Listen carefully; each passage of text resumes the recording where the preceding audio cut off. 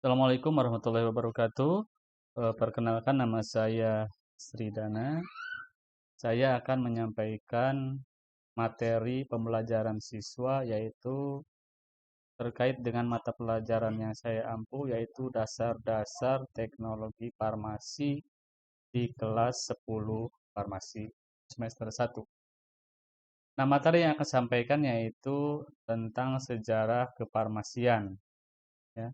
Adapun tujuan dari pembelajaran ini yaitu setelah mempelajari materi ini, para siswa diharapkan mampu memahami pengertian ilmu resep, kemudian memahami sejarah kefarmasian, dan mengenal tokoh-tokoh di bidang farmasi.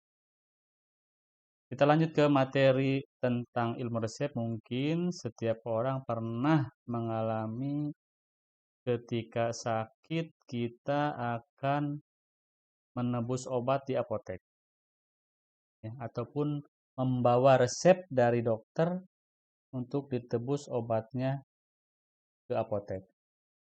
Nah, kemudian juga nanti tenaga yang ada di apotek ataupun tenaga kefarmasian yang ada di apotek itu akan mempelajari resep yang diberikan oleh dokter. Dan ini memang perlu ilmu ataupun skill ataupun keterampilan dalam menyiapkan obat yang ada di dalam resep.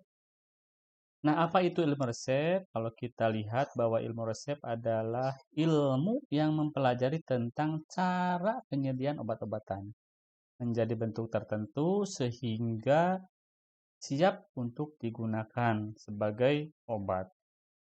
Nah, kemudian juga ada anggapan bahwa ilmu ini mengandung seni, ya, ataupun art, ya, sehingga bisa dikatakan bahwa ilmu resep adalah ilmu yang mempelajari seni dalam meracik obat ataupun art of drug compounding. Tentu tujuannya ini untuk melayani resep dari dokter.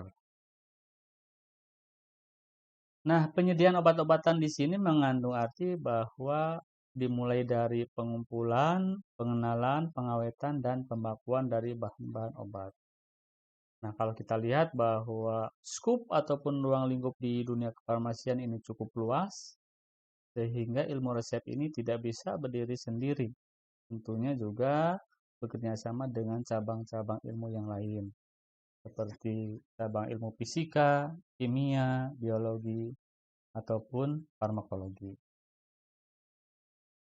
Nah, pada satu waktu ketika seseorang mulai terjun ataupun masuk dalam dunia kefarmasian, maka dia harus sudah mempersiapkan dirinya untuk melayani masyarakat.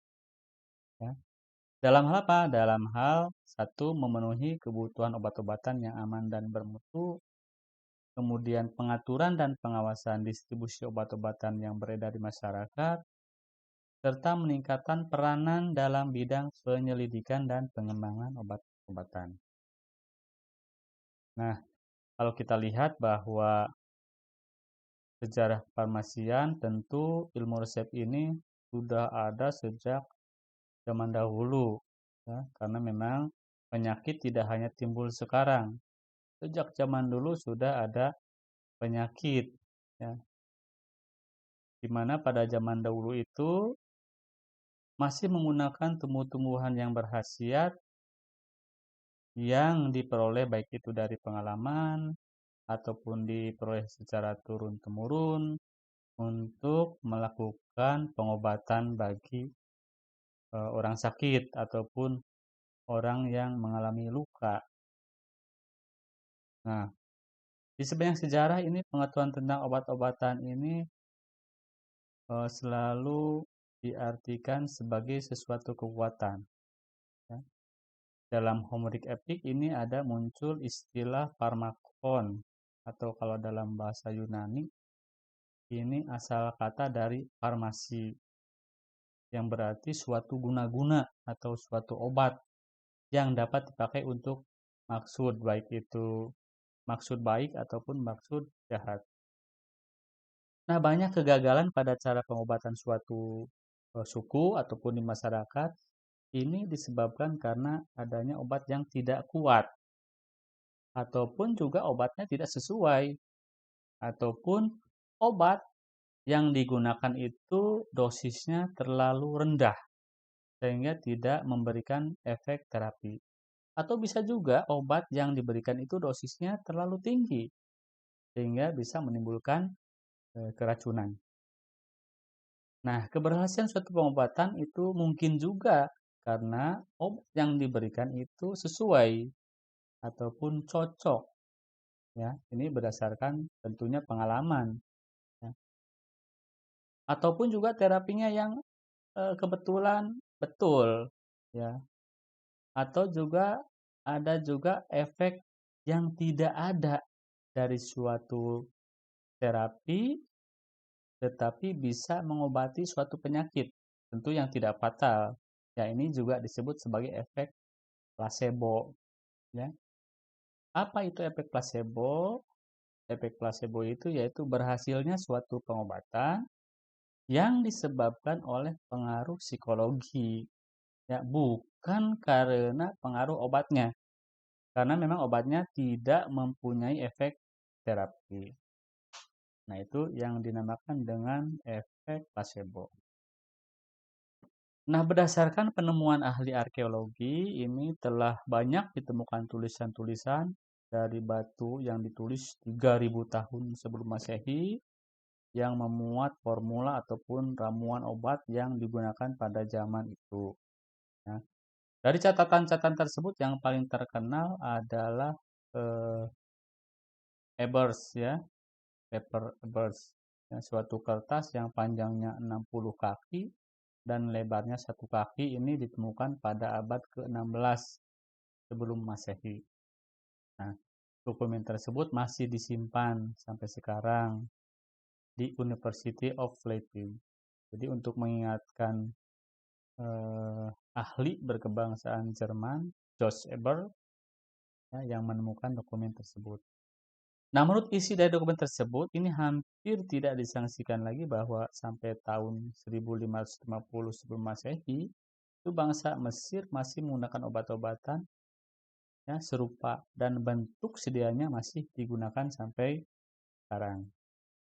Nah, isi dari Ebers Papyrus yaitu adalah formula obat ini yang menguraikan lebih dari 800 formula. Ya. Kemudian juga disebutkan ada sekitar 700 obat-obatan yang berbeda. Ya. Obat-obatan tersebut terutama berasal dari tumbuh-tumbuhan, walaupun memang tercatat juga ada obat-obatan yang berasal dari mineral ataupun hewan. Obat-obatan yang berasal dari tumbuhan sampai sekarang masih dipakai. Ya. Misalnya ini antara lain seperti akasia, biji jarak, ya, ataupun kastor, ataupun minyaknya hanya minyak biji jarak, castor oil, anisi. Ini digunakan bersamaan dengan obat-obat yang berasal dari mineral seperti besi oksida, natrium karbonat, natrium klorida, ataupun sulfur. Nah, kita lihat bahwa sepanjang sejarah dunia kefarmasian ini banyak sekali mencatat tokoh-tokoh ataupun ilmuwan-ilmuwan yang berjasa dalam perkembangan kefarmasian dan kedokteran. Kalau kita lihat misalnya satu ini Hippocrates, ya, 460 sampai 370 sebelum Masehi. Beliau adalah seorang dokter yang berasal dari Yunani. Ini memperkenalkan farmasi dan kedokteran secara ilmiah.